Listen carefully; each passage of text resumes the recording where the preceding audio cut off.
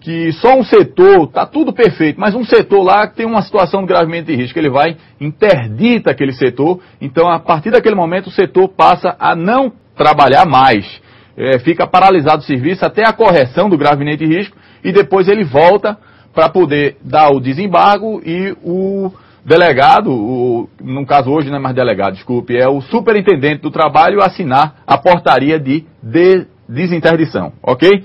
E a interdição total significa a paralisação por completo. Agora, no nosso caso, que é específico da Constituição Civil, a interdição ela só vai se dar através de equipamentos. Quais são os equipamentos que a gente tem hoje na Construção Civil?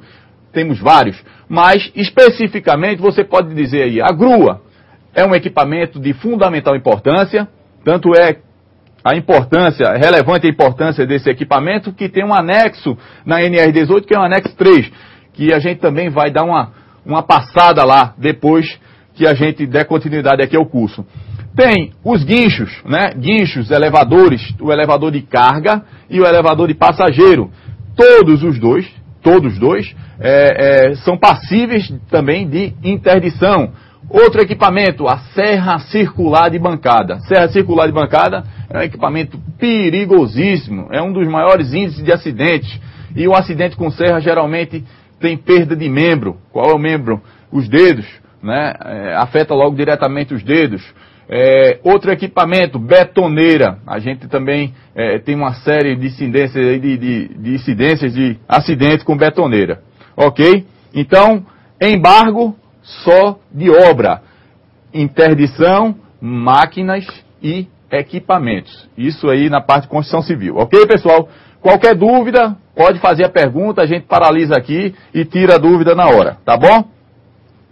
Vamos fazer uma certa definição em relação a alguns conceitos que vai ser muito importante também para a gente dar continuidade ao trabalho, tá certo? Ao nosso módulo. Então, doença do trabalho. O que vem a ser uma doença do trabalho? Porque geralmente tem a definição doença do trabalho e doença profissional. Doença do trabalho. A doença do trabalho, ela está num ambiente de trabalho. Por exemplo, eu estou aqui no estúdio, então existe aqui a temperatura, está uma temperatura muito baixa. Então, quem está exposto, eu como professor, a nossa mediadora Ana aqui, a gente está sujeito a uma doença do trabalho porque a temperatura está muito abaixo do que é permitido por norma. Então, está lá o professor Maurício agora regulando, ok. Então, essa seria uma doença do trabalho. Mas, se eu fosse um apresentador de televisão, né, chegaria aqui eu teria uma doença, se fosse obrigatório o uso do ar-condicionado nessa temperatura, aí seria uma doença profissional. Uma doença decorrente da minha profissão. Vamos colocar isso agora para a construção civil. Se eu estou com um trabalhador, com uma equipe de carpintaria, o carpinteiro está lá mexendo na serra, está fazendo a operação da serra, fazendo a serragem de uma madeira. Então ele está produzindo, o equipamento principal do carpinteiro é a serra circular. Então ele vai produzir um ruído. Esse ruído vai estar em torno de 105, 96, por aí, decibéis. Então ele vai estar produzindo um ruído que vai afetar a sua saúde, vai afetar a parte de audição. Então ele vai estar com um protetor, um abafador, que vai atenuar isso para 85, para poder ele ter um tempo de trabalho permitido por norma. Nesse caso, é uma doença profissional, é inerente à sua profissão. Mas quem estiver passando pelo ambiente, que está envolvido naquele ambiente, se aquela serra não estiver enclausurada, aquilo ali vai fazer parte do ambiente de trabalho. Então quem estiver por perto lá, também vai ser afetado por essa doença. Generalizando a coisa, de uma forma abrangente, bem, só para grosseiro, para vocês entenderem mesmo, quem estiver no ambiente vai estar sujeito a uma doença do trabalho. Por quê? É inerente à profissão, é inerente à atividade da construção civil. O barulho você não pode produzir uma obra ou fazer um edifício sem ter a presença do ruído. Então a gente faz, como gestor da parte de segurança, tentar atenuar, minimizar esse risco da parte de construção, tá certo? Uma coisa também que gera muita dúvida, tem alguma dúvida aí? Tem sim, professor. Pois tem não? uma pergunta de Dirami, Pode do Paulo falar. Escada. Qual é a luva de segurança apropriada para trabalhar com serra circular? Bem, serra circular, quando se está trabalhando na serra, e a gente pode falar isso com cátedra, eu prefiro entrar, chamam ferpa, né? Aquele pedacinho de madeira que vai entrar no seu dedo. Então, quando você, estou vendo aqui, a aluna, quem foi? Aluno Dirami. Dirami? Dirami, isso. Por favor, estou vendo ele aqui, não está aparecendo não, por favor, localiza ele aí. Ok, amigo, boa noite, prazer em conhecê-lo. Veja, a serra circular, quando você vai utilizar a luva, o que é que acontece? Essa luva, se você ela tiver uma película, a superfície dela for uma superfície rugosa, ela pode enganchar na madeira.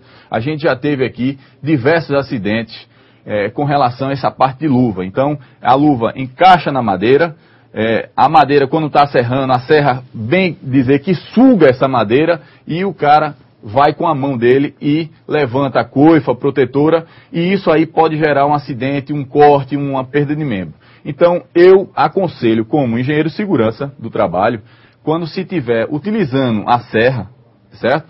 Primeiro que você tem os dispositivos, né? Tem a parte de empurrador, que você é obrigatório por norma, o I 18.7, você é obrigado a ter o empurrador, mas efetivamente não tem muita utilidade na parte de construção. Então eu prefiro que a pessoa utilize realmente as mãos para poder fazer a serragem, que é menos risco do que a pessoa utilizar a serra e quando tiver ali próximo a madeira pode puxar e pegar o dedo da pessoa, tá certo? Mas se for o caso, a pessoa tiver com problema de mão, alguma coisa assim, realmente uma luva que ele sinta, uma luva tátil, que sinta o contato com a madeira, tá certo? Sem ser aquela luva de raspa, então uma luva de pano, desse tipo de material, tá certo? Que ele possa sentir o tato da madeira.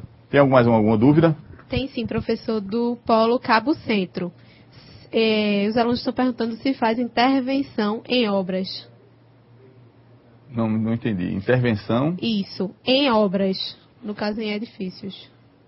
Não, a intervenção seria interdição, no caso de um equipamento, e o embargo. Interdição, que no meu caso eu acho que seria esse, tá certo? Não existe intervenção. A intervenção pode existir do SESMIT.